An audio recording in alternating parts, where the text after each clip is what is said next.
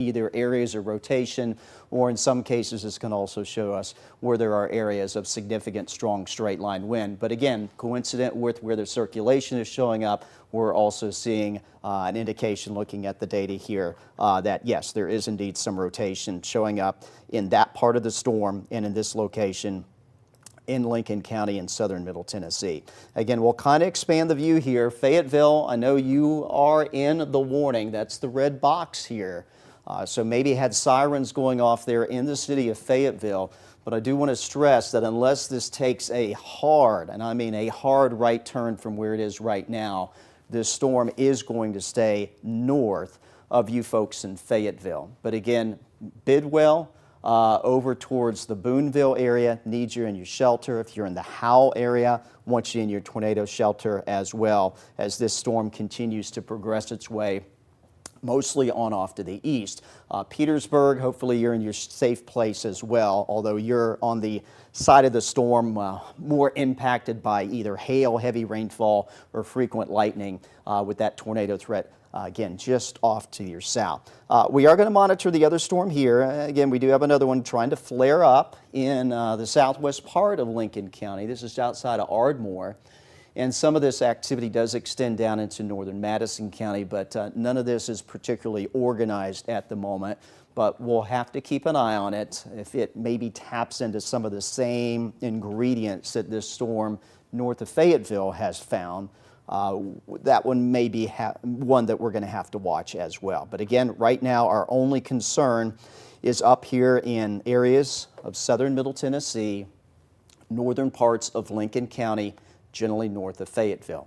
A couple other spots of showers here, Limestone County, no concerns out of this one right now. And again, Giles and into southwest Lincoln County, that little thunder shower, again, nothing that is looking organized at this point. And there's nothing else out there right now. And it does appear that over the next few hours, this is probably going to be the main zone, so areas close to the Tennessee border. We may continue to get a little bit of scattered development here, but certainly the storm there in northern Lincoln County is the one that we are most concerned about at this time. Weather Service indicating the rotation has weakened. As I mentioned a moment ago, it did not look quite as robust, but it is still there. So for now, the tornado warning does remain in effect with this thunderstorm moving through northern parts of Lincoln County and southern Middle Tennessee. Now, if it does continue on this track, it is going to eventually work its way into southern Moore County and into parts of Franklin County in southern Middle Tennessee. But again, some of the latest scans here, I will say this is not looking quite as alarming. You just saw the latest update there from the National Weather Service radar. So let's take a look inside and what this storm is doing. And we are still seeing, again, some circulation here in the vicinity of Bidwell, but again, it's weaker, and we're seeing lots of red here, and the red is the wind blowing away from the radar. We're seeing less and less of the green, which would be the wind blowing towards the radar. Again, still have the rotation showing up there. You saw the latest scan come through, and that rotation continuing to show signs of weakening, so that is a good thing. Quick look here, this is the debris tracker. Don't see anything that's indicative of something on the ground. Again, the rotation is in the process of weakening perhaps. The storm is not quite structured the same as when we first came on. Let me back up the view here. We'll take you back a little bit. And you can see at this point, and this is where we had a well-defined inflow area into the storm, that hook echo on the back edge, which is an indication of rotation. The storm looked a lot more ominous at this point in time. Now, sometimes what can happen with these, you notice this expanding area of rain around Blakeville.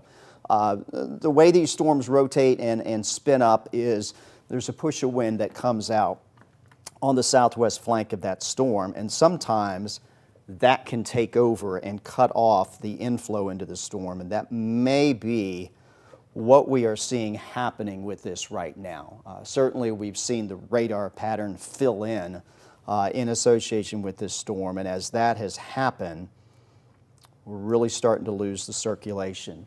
It is still here though. It looks like it's in the vicinity of Boones Hill Petersburg Road, still where it is showing up. slightly to the west of Bidwell. But again, if this trend continues, this rotation kind of filling in and perhaps going away, that is going to limit the tornado potential.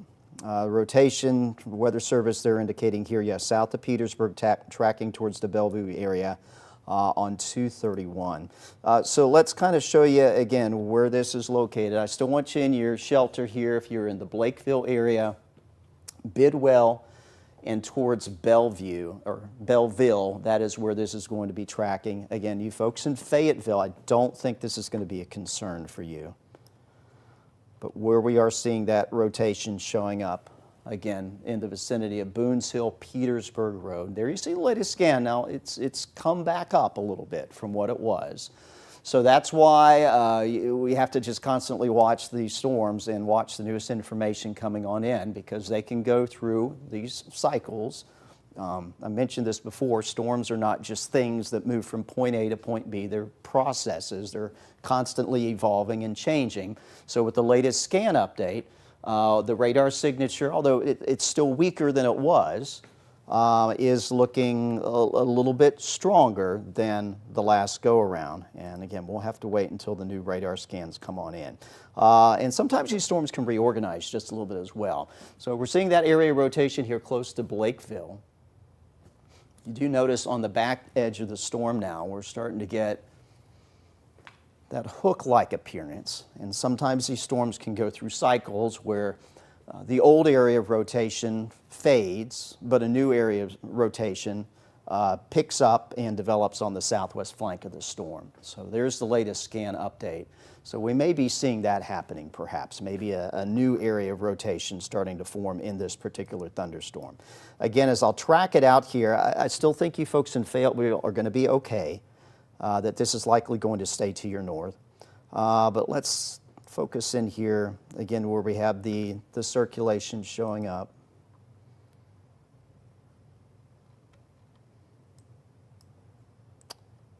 Again, close to Bidwell, but maybe seeing some other areas here. So there's the original circulation, and then maybe a new area of rotation trying to develop back towards Boonesville. So I'm going to track this entire area of this storm across northern parts of Lincoln County, and we are going to show you where it is headed, just in the event that a new area rotation is developing. Again, this is mostly tracking east, maybe a little drift off to the south. Fayetteville's down here. So this is still likely, even on this track, even if we get a new area rotation that develops southwest of the original area rotation, probably still going to stay north of you in Fayetteville.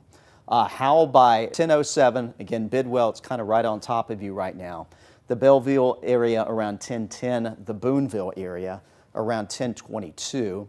The tornado warning, as it's drawn out, does go up until 10:30 this evening for, again, this northern part of Lincoln County and southern Middle Tennessee. So again, that's kind of what I'm wondering if it's happening now. The old area rotation here near Bidwell, maybe a new area of circulation developing off to the south and west of there. So still, if you're in Howell, Bidwell to Belleville to Booneville, want you in your tornado safe place. If you're down here in Fayetteville, really think it's going to stay north of you. So even though you can see the tornado warning as it was drawn out in the red box here, does go all the way down to Fayetteville, I think this storm is probably going to stay still to your north. But if you're over here towards Mulberry, perhaps, again, if this does go a little south of east, could be headed in that direction. So Mulberry, just a heads up for you as well, that if this does continue to show signs of circulation and tornado potential, this is going to be headed to you. You notice the scans are coming in a little bit more frequently because this is the only storm that's out here.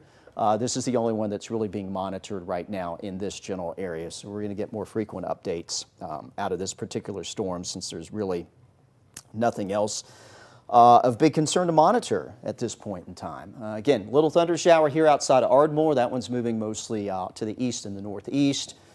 Northwest to Athens, got a little shower. Again, nothing that is a concern out of that one at that point in time. No new updates here. Certainly have not gotten any reports of any sort of damage that's occurred, and we've not really seen indications here. Again, I'll do another check of the debris tracker. I've been monitoring this even before the warning was issued. Not really seen any indications that anything has in fact touched down out of this storm. Just want to give you a little different perspective. Again, we've been using the National Weather Service radar out of Jackson County. Of course, we do have our triple Doppler radar out of Decatur. This is getting kind of to the edge of where it can see. But it picking up on the storm as well in the vicinity of Howell. Again, this is looking at the rainfall perspective. And as we take a look here, I'll pull up the wind velocity. I'm not seeing anything too concerning here. Again, right in the vicinity here between 431 and 231 is where we are seeing, again, the possibility of the rotation. Let me focus in a little closer here, south of Petersburg. And where we're seeing it on our Decatur radar, again, in the vicinity of Bidwell. Again, the green is toward the radar, the reds are away. So this is passing where we're seeing the rotation with our Decatur radar, and you see the latest scan coming around here. Where that appears to be passing is right along Highway 431, U.S. Highway 431 here in northern Lincoln County, right between Bidwell and Howell. But I will say that the signature remains weak. I'll take you back in time here, just show you what I mean as we look at some of the earlier data. This was a few minutes ago with our, again, live radar out of Decatur. Rotation was a bit more defined in association with it just a few minutes ago, even back a little bit farther in time. At times, this was a little bit more significant. Here was when it was back southwest of Petersburg. This was at 9:45, a little west of Bidwell. So as we kind of move forward in time, even with our Decatur radar, the rotation that we're seeing has been lessening. And hopefully that's going to continue to be the case. Here's the National Weather Service view. The rotation is weak. It's what we've called kind of broadened out a little bit. But showing you the same thing our Decatur radar did, that the rotation is passing here along Highway 431, somewhere between Bidwell and Howell. Again, staying north of Fayetteville, but if you're towards Belleville, I've already mentioned Bidwell and Howell. I need you to stay in your shelter just in case. And as this continues to track east towards the Boonville area, Mimosa, and perhaps down the road towards Mulberry, this is where this area of circulation appears to be inevitably heading, and we're just going to have to continue to monitor to see if it holds together or not. Again, we don't have any indication, no reports right now that there is something on the ground, but I still want you in your tornado safe place in these areas. So let's kind of track it out here towards Boonville, towards the Mulberry area. Again, this would be the time of arrival. It's not a fast-moving storm either, only moving at around 25, maybe 30 miles per hour. So again, bearing down on Howell as we speak. The Belleville area will be there around 10:12. Mimosa around 10:17. Mulberry, if it tracks towards you, around 10:26. Approximately will be the same time that this will be arriving around Boonville, sometime around 10:20 or so, estimated time of arrival as to when the rotation will be arriving in that part of Lincoln County. Again, if you are here in Fayetteville, the storm is going to stay north of you. All right, looks like the tornado warning has been canceled. So they have canceled the tornado warning. It's been replaced with a severe thunderstorm warning. So with that in mind, just for the folks in the booth, no need to stay with this. Again, what we've been monitoring rotation-wise has been weakening. So as a result, the tornado warning has been canceled. But for you folks here in Lincoln County, of course, we're in our newscast, so if anything changes, we're going to jump back in and give you an update. But for now, the tornado warning has been canceled. Severe thunderstorm warning instead has been issued, covering areas for northern Lincoln County, southern parts, actually most of Moore County, Tennessee, and on into Franklin County, Tennessee. So at least for the moment, it appears the potential for seeing a tornado with this storm has diminished. With that in mind, we're going to take just a very, very short break here. We are going to be back with our 10 o'clock news, and I will have another update on this storm and especially the storms that we are tracking tomorrow for our 31 alert day coming up in your forecast.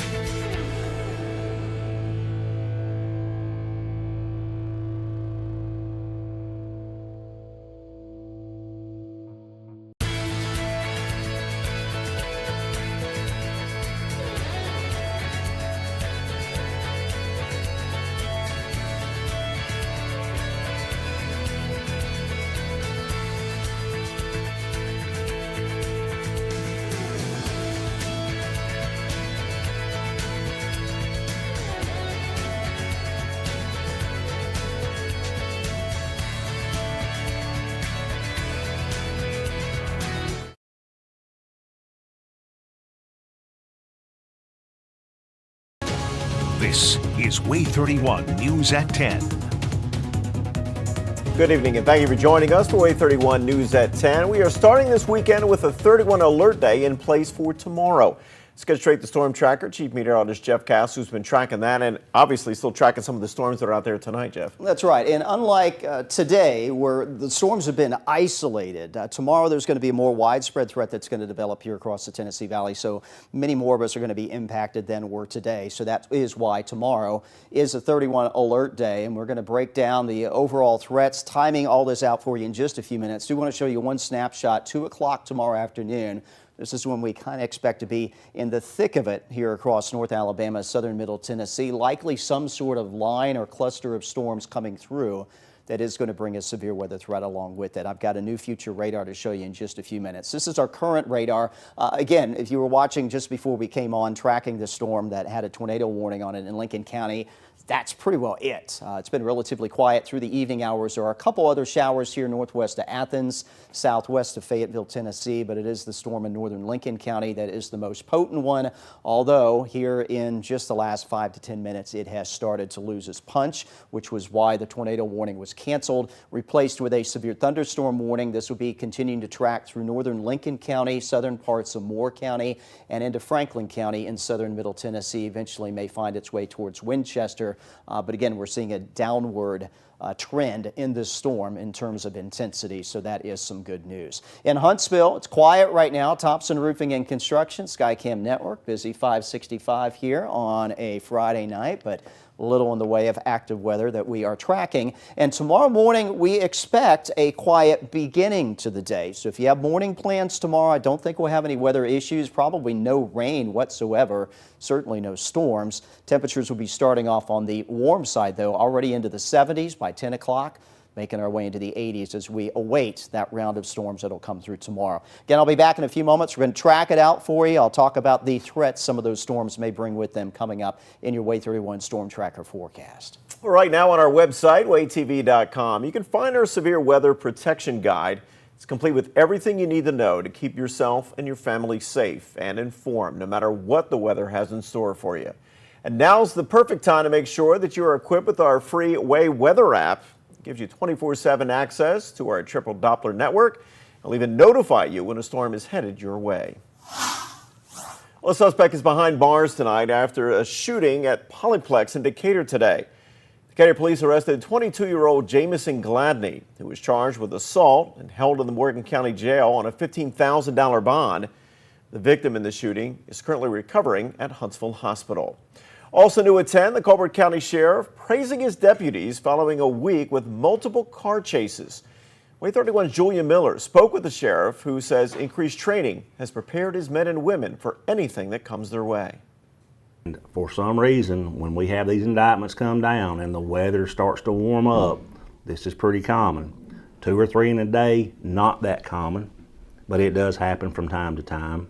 Sheriff Eric Ballantyne confirms his deputies dealt with multiple car chases in the first week of June, including 3 in one day. People know when they have an indictment on them, and our deputies know who has these indictments, and if they see them out and try to stop them, you know, they're either going to turn themselves in, pull over, and do the right thing, or they're going to put everybody else's life in jeopardy. He says his supervisors follow a strict pursuit policy, one where they look at speed, how heavy traffic is, and the reason for the chase. If you're chasing someone on a Friday afternoon at 4 o'clock, traffic is so thick, the risk does not outweigh the reward is not there to do it. It's better just to terminate, and we'll get them on down the road. He praised some of his young deputies for looking out for their own safety and the safety of the community.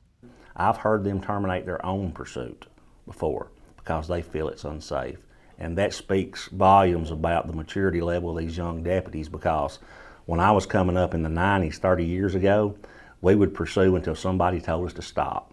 He says the sheriff's office has already racked up 1,500 training hours in the past 6 months. From mental health care, how to deal with the people with mental illness, to de-escalation training. If you look back at our records, we're better trained now than we've ever been.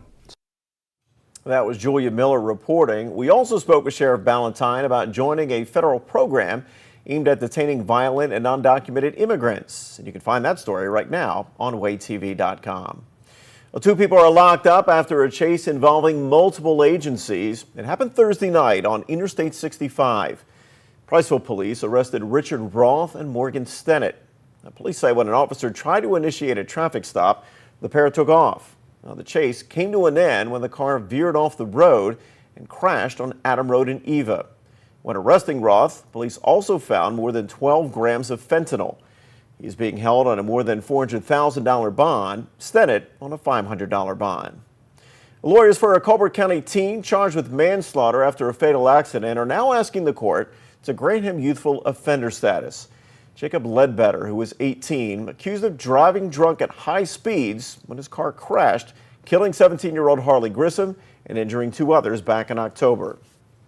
If granted youthful offender status, Ledbetter would only face a maximum of 3 years in jail, while an adult charge for manslaughter carries a sentence of up to 20. He's facing additional assault charges in that case as well, which carry their own potential sentences. Tonight, a teacher from Boaz in jail after admitting that he raped a 14-year-old student. The Etowah County Board of Education confirms that William Brock resigned following his arrest by Boaz police this morning. That 14-year-old girl identified Brock as her abuser, and when confronted, Brock confessed. He's now facing charges for second-degree rape and sodomy, and teacher engaged in sex act with the student. Police say Brock could face additional charges. Tomorrow, severe weather will likely be a more widespread threat here across the Tennessee Valley. I've got a new future radar to show you. We'll time out the storms and the threats coming up in your forecast.